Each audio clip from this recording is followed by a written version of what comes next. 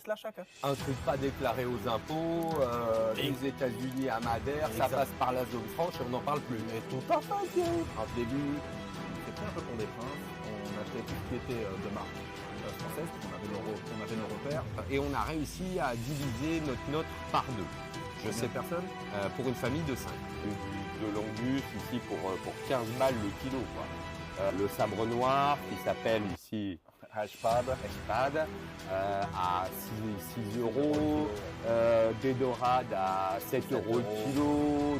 Et que c'est vrai que si tu vis avec tes brioches pasquier ou et les petits princes. Et tes petits princes, ça va te coûter très cher. Ah, c'est sûr. J'en ai fait l'expérience. Ah, c'est ça. Salut à tous, c'est Cédric. Salut. Et JC pour toujours la chaîne YouTube Expat Madère. On est avec là... l'accent, excuse-moi, avec l'accent dans le texte. Parce que moi, je t'aurais dit expat Madeira. Et redis-le, s'il te plaît. Il se fout de ma gueule. Non, non, je trouve ça classe. Tout de suite. Expat Madère. Ah, ça a quand même de la gueule. Hein, c'est quand même mieux que quand c'est moi qui le prononce. Oui. Merci. Tu veux réessayer Pic dos Barcelos? Non, ça va aller, merci. Pour ceux qui ont la ref, vidéo d'avant, exactement. Alors aujourd'hui, on est donc au Bistrot des Anges, chez des amis franco-suisses, un super resto de Funchal. Et on est là pour vous parler de l'alimentaire, des voitures, des sorties, de la santé, des écoles, de combien ça coûte, toutes ces choses mis bout à bout. Alors à tout de suite et on vous dévoile le reste. Premier sujet, l'alimentaire. En général, c'est un budget important dans une vie de famille, donc on voulait commencer par ce sujet. Vous donner un petit peu notre expérience, ce qu'on a vécu un peu ici à ce niveau-là. Alors, pour moi, les prix des courses ici ont été très bénéfiques. On payait très cher en France et on a réussi à diviser notre note par deux. Combien de personnes pour une famille de 5. C'est pas et rien, toi, qu'est-ce que... Nous, on est toujours 4. Hein. Okay. Je le dis sur toutes les vidéos, mais on est toujours 4 à la maison. Et nous, en fait, au début, on s'est pris un peu pour des princes. On achetait tout ce qui était de marque française, puisqu'on avait nos repères. Et puis finalement, la facture était à peu près similaire à celle de France, puisque les produits importés sont chers ici sur Madère. Maintenant, en s'adaptant avec la vie d'ici, avec les produits d'ici, aujourd'hui, un peu comme toi, on a une facture qui est, on va dire, divisée par deux par rapport à ce qu'on vivait en France. Ouais, tout à fait. Parce que ce qui est très important quand tu habites sur une île, c'est effectivement de ne pas consommer comme tu consommais avant. Pourquoi? Parce que effectivement, les prix de l'importation sont élevés et il va falloir plus consommer sur des produits locaux pour réussir à bénéficier de tarifs intéressants. C'est vrai. Et que c'est vrai que si tu vis avec tes brioches pasquier ou tes... Et les petits princes. Et tes petits princes, ça va te coûter très cher. Ah, c'est sûr, j'en ai fait l'expérience. Ah, c'est ça. Dans les produits super intéressants sur l'île de Madère, la viande et le poisson. Là, on a des prix incroyables. Je ne sais pas ce que tu en penses, Cédric. Oui, au niveau des prix par rapport à la France, on n'est pas du tout sur la même catégorie de prix. C'est ça, environ 6 euros le kilo de porc, 7-8 euros le poulet, 15-16 euros le bœuf. Après, si tu veux un bœuf un peu plus qualitatif, tu as la picagne, où là, tu es plutôt dans les 25-30 euros, mais tu es sur une viande assez exceptionnelle que tu ne vas pas manger tous les jours. Non, c'est clair. Ouais. Mais tu peux avoir de l'angus ici pour 15 balles le kilo, quoi.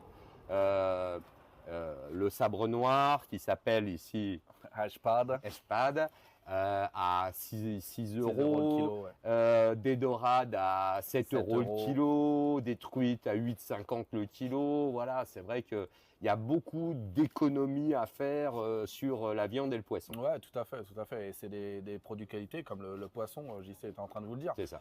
On est une île, donc on a un large panel de poissons disponibles et frais. Donc du coup, on arrive à avoir des prix très intéressants. Ouais. Parlons un peu maintenant de l'aliment préféré de mon ami Cédric, qui est les fruits et les légumes. Yes! Ça, je crois que tu aimes, hein? Enfin! C'est ça que c'est bon, comme tu dis. Quel sujet, c'est ça que c'est bon! Les fruits à Madère et les légumes sont relativement exceptionnels et à des prix très compétitifs. Est-ce que tu pourrais nous expliquer un petit peu la provenance de ces produits Alors que tu oui, connais, s'il un te plaît? petit peu, hein. Ok. Alors du coup, en fait, les fruits, donc il y en a qui viennent de Madère, évidemment, comme la banane de Madère, petite banane sucrée. Ensuite, on a des fruits qui viennent du Portugal et aussi des Açores. Les Açores. Voilà, mais on a une variété qui est très large ici sur l'île de Madère, parce que déjà, juste pour parler du fruit de la passion, le maracuja, on a 6 variétés différentes. Donc, ça nous fait une gamme de fruits qui est très large. Bien sûr. Et avec tous les autres fruits que vous pourrez trouver sur un continent, raisins, poires, pommes, Ouais. plus beaucoup de fruits exotiques que ouais. moi je connaissais pas Comme avant la de venir mangue, ici. on a de la mangue, on a de la belle mangue, Les fruits du on a de la dragon, goyave, des on a trucs que des j'arriverais fruits de même pas à dragon. prononcer. Tout à fait. Incroyable, des trucs. On a beaucoup de fruits exotiques, exact. À toujours 3 heures de vol de Paris. Et moi qui n'ai pas multimillionnaire comme mon ami Cédric ici présent, Bah, qui n'est pas 10 femmes de ménage dans mon manoir. j'ai pas 10 femmes de ménage. Ah, t'en as combien? Bah, j'ai mon ami Elon Musk qui m'envoie des robots ménagers. Ah bon, voilà. C'est Voilà. vrai que c'est plus simple. Bah oui. Mais pour les gens normaux comme moi, Voilà. nous avons besoin de produits ménagers. Et effectivement, c'est là où le bas blesse à Madère. Putain, il est joli mot de vocabulaire. Ouais, il est beau, celui-là. Hein, il est pas mal. Hein. Les produits d'entretien sont relativement chers et effectivement, on va dire du gel douche au shampoing, à la Nivea, excusez-moi de citer une marque ou n'importe quoi, on est sur des prix relativement élevés. Et voilà, c'est à savoir, on ne peut pas gagner sur tout. Il y a un moment, il y a forcément des choses et des produits importés qui sont chers. Et t'as qu'à te laver comme moi, quand il pleut à Madère, dehors, avec un dessin de shampoo. Et au lieu de te laver avec du Tahiti douche pour faire des publicités devant ta Je femme, peux me laver avec du Madère douche. Madère douche, Parfait. au shampoing douche pauvre. C'est ça que c'est bon. Si vous êtes arrivé jusque-là dans la vidéo, c'est que notre travail vous intéresse. Alors, aidez-nous pour développer notre chaîne. Mettez-nous des pouces, des commentaires, abonnez-vous. Ça nous aide beaucoup pour diffuser nos vidéos à un maximum de gens. Ouais, Merci beaucoup. C'est juste pour que YouTube pense qu'on est sérieux et qu'on est une chaîne sérieuse. Hein. C'est juste pour ça, donc faites-le s'il vous plaît. Deuxième sujet important, le prix de l'automobile sur Madère. Effectivement, le prix de l'automobile sur une île, c'est un petit budget. On ne va pas se raconter d'histoire. Non, il faut être prêt parce que ici, il faut avoir une voiture pour pouvoir circuler. On a beaucoup de bus qui fonctionnent très bien, mais la voiture, c'est quand même très utile sur l'île de Madère. C'est capital. Et avec Cédric, on a vu des gens qui ont voulu venir s'installer ici et qui n'avaient pas anticipé le budget automobile. Ouais, et là, c'est un vrai problème. Ça le devient. Il y a plusieurs solutions et plusieurs optiques. La première, le véhicule neuf que vous allez acheter sur un concessionnaire de Lille, où là, vous avez payé le prix de votre véhicule, plus quelque part L'importation. qui coûte relativement cher. Ouais. Après, vous avez aussi un autre système qui est d'acheter sur Marketplace. Exactement, de particulier à particulier. Mais là, évidemment, c'est le particulier qui choisit son prix et à quel prix il veut vendre son véhicule. Donc, on peut se retrouver avec des véhicules pas très neufs, avec un kilométrage assez élevé. Donc, je parle de plus de 230 ou 240 000 km à des prix très élevés. Et une troisième solution, moi, c'est celle, on va dire que c'est la solution que j'ai optée, qui était pour moi intéressante, mais ça n'engage que moi, qui était de trouver un vendeur de véhicules d'occasion sur l'île, à savoir qu'il y en a beaucoup, et il y en a des très bons, des moins bons. Nous, on commence à connaître un petit peu les bonnes adresses, et c'est vrai que il va falloir anticiper un budget entre 10 et 30 000 euros pour un véhicule d'occasion correct avec pas trop de kilomètres et surtout d'avoir une sécurité de garantie pour être tranquille. Pas passer son temps au garage toutes les 3 semaines, comme c'est mon cas. Autre sujet sur l'automobile à Madère, boîte auto ou boîte manuelle. Moi, je suis souvent confronté à des femmes ici d'expats qui ont beaucoup de stress à conduire sur Madère parce que c'est une île où il y a beaucoup de relief. Et en conseil personnel que je peux donner, optez si vous n'êtes pas un féru d'automobile et il vous faut des boîtes manuelles, optez pour une boîte auto. ça compliquera moins l'histoire. Mais pas pour tout le monde, parce que moi, je suis obligé de prendre du boîte manuel. Parce que manuel, chez nous, c'est pas automatique. Nous, on prend manuel ou José, c'est la famille. Troisième sujet, l'assurance. On va commencer par l'assurance voiture. Je crois que Cédric, il y a des choses qui sont différentes au niveau du règlement que ce que les gens connaissent sur un continent. Oui, nous ici, recherchez un peu dans les shorts que JC a publiés sur notre page.